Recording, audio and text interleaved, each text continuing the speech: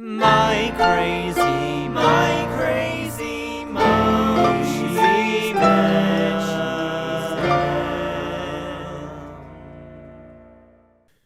Boy, that is a somber segment bumper.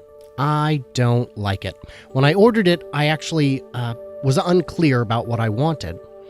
So I went back and asked Greg the Hero, the incredible musician who does all but 2 of the segment bumpers, to record me another one. And this time I gave him clearer instructions. So let's try that one and we'll use it from now on. My crazy mom, she's dead. My crazy mom, she's dead.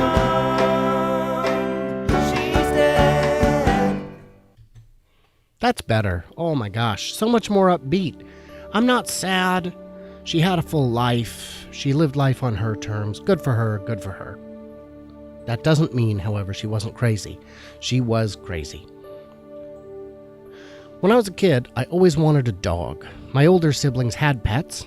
They had a cat they were allowed to name. They named her Meow. But she died when I was very little. Don't really remember her.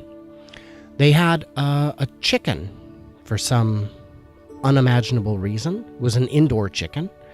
Its name was Peep Peep, and it fell down the cold air return, ne'er to be seen from again. Fare thee well, Peep Peep. And I believe, if I'm not mistaken, we had a duck, which the children named Quacky. See, kids come up with the most inventive, really insightful names. Also very descriptive.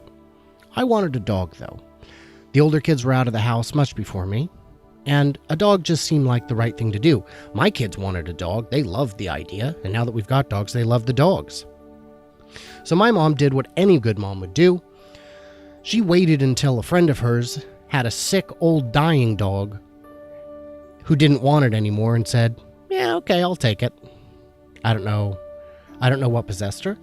So we get this dog of 13, 14 years, half bald, shaky, very depressed because it misses its lifelong owners. And it's now my dog. It's got all kinds of problems. It's got bowel and bladder control issues. It smells like a wet dog, no matter how dry or clean it gets. And it promptly died. I had enough time to fall in love with it, and then it died. And I was so sad. My parents were like, well, big dogs don't live as long as little dogs. And, well, she was pretty old to begin with. And I was like, okay, then I want a small dog that's very young.